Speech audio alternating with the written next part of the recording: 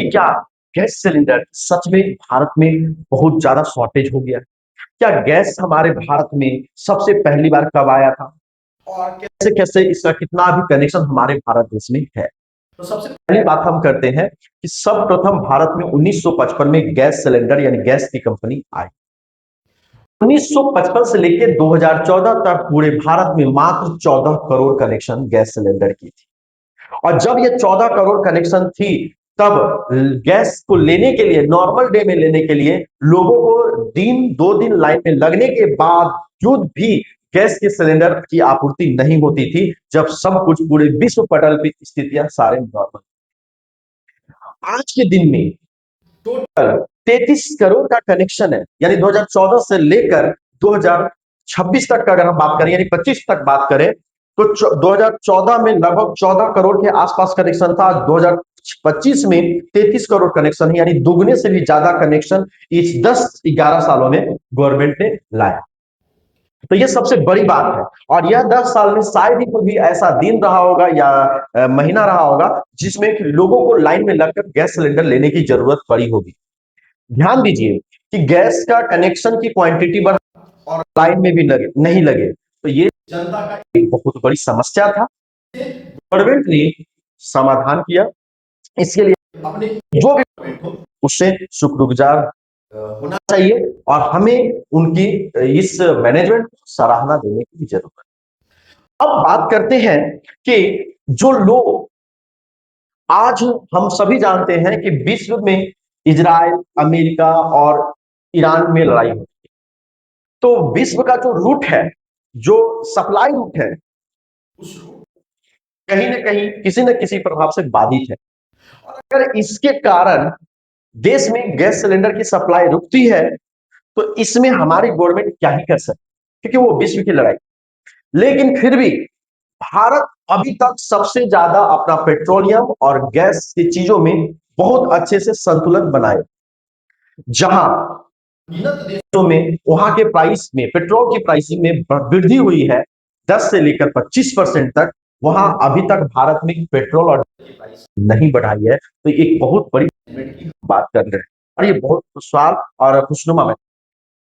लेकिन 20 से मतलब 50 रुपए के आसपास जो एलपीजी का मतलब गैस का जो दाम बढ़ा, और जो लोग सो कॉल्ड कह सकते हैं कि विपक्ष के सुपरस्टार नेता, उनका बस यही काम है छोटे छोटे मुद्दों पे उठाना, उनको भी ये समझ होना चाहिए कि विश्व की रूट अगर प्रभावित है तो गैस का प्रभाव आ सकता है। ये नहीं मैं बोला कि नहीं होगा, होगा।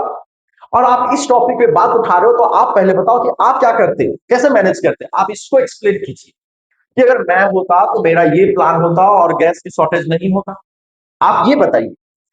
तो वो आकर बस सरकार को विरोध करते हैं। विरोध करनी अच्छी बात है, लेकिन जब आप मिस इंफॉर्मेशन यानी गलत इंफॉर्मेशन सोशल मीडिया के माध्यम से या मीडिया के माध्यम से लोगों को देते हैं, तो होता क्या है कि लोगों में डर पैदा होता है, और वो डर के कारण जो जितने लोगों का सिलेंडर खाली है वो सिलेंडर लेके पहुंच जाते हैं, तो अचानक सारे कंपनियों पे दबाव पड़ता है, और दबाव पड़ने के कारण जिनको नीड है उनको सिलेंडर नहीं मिल पाता है, जिससे हमारा देश का छवि खराब होने की संभावना होती है। सरकार बार बार आपको प्रेस कॉन्फ्रेंस करके कह रही है कि आप लोग चिंता ना करें, आपको सिलेंडर मिलेगी।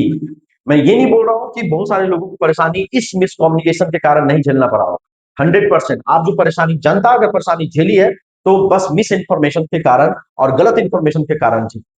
क्योंकि जैसे ही विपक्ष के एक जो हमारे राहुल बाबा हैं, वो जैसे ही एक अपना मुद्दा उठाते, सोचिए कितना छोटा मुद्दा उठाते आप, अपने आपको गैस गैस, ये छोटा सब लोग देख रहा है। आजकल सोशल मीडिया का दिन है, पूरा जनता पब्लिक देख रहे हैं, आपके मुद्दा को धसने में उड़ा देगा। लेकिन कुछ वैसे लोग हैं जो परेशान हो जाते हैं, पैनिक हो जाते हैं, और ऐसे पैनिक होने के कारण उनकी जिम्मेवारी आप पे हो जाती है। आप विपक्ष के नेता तथा विदेशी फंडिंग से पलने वाले यूट्यूबर, पत्रकार लोगों को मैं ये प्यार से कहना चाहता हूं कि देखिए, आप अपनी स्वार्थ के लिए, अपने व्यूज के लिए, अपने पैसा के लिए लोगों में गलत इंफॉर्मेशन न। अब सबसे बड़ी बात है कि गलत इंफॉर्मेशन देने के लिए, अब देखिए आइए बताते हैं।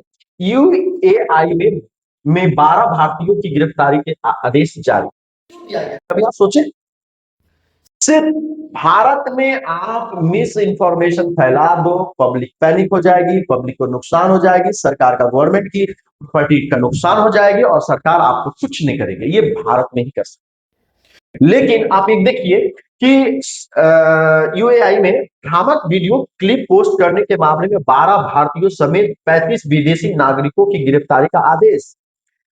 भारत में ऐसा कानून क्यों नहीं कि अगर आप गलत इंफॉर्मेटिव वीडियो को फैलाते हैं, भ्रामक वीडियो को फैलाते हैं जिससे जनता परेशान होती है, पैनिक होती है, जनता परेशान होती है, तो आपको डायरेक्ट गिरफ्तार होना चाहिए या नहीं होना चाहिए, साथ में फाइन भी अच्छी होनी चाहिए। लेकिन भारत में ये नहीं है, इसलिए कोई भी उठता है और जो बनाता है गलत इंफॉर्मेशन को आप वो फैलाता रहता है। जांच अधिकारियों ने बताया कि इजराइल और ईरान और इजराइल व अमेरिका के बीच जारी जंग के बीच इन लोगों ने झूठे वीडियो सोशल मीडिया पर पोस्ट किए। ऐसी घटनाओं का फायदा उठाकर गलत सूचना फैलाई गई जिसका मकसद जनता को जानबूझकर गुमराह करना और राष्ट्रीय सुरक्षा व्यवस्थाओं की स्थिरता को कमजोर। क्या हमारी भारत की राष्ट्रीय सुरक्षा कमजोर नहीं होती है गलत इंफॉर्मेशन से? जब तो मैं बताऊं कि आप खुश इस बात से होइए कि आप भारत के नागरिक, जहां पर आप जो भी चाहेंगे वो बोल सकते हैं। लेकिन गलत इंफॉर्मेशन को फैलाने वाले पे सरकार से हमारी मांग है कि उसे रोक किया जाए। और सरकार हमारे लिए बहुत अच्छा काम कर रही है, तो जो अच्छा काम करे उस नीतियों का सपोर्ट भी करेंगे और जो खराब काम करे उस नीतियों का विरोध भी करेंगे। यही हमारा। Thank you. जय हिंद, जय भारत।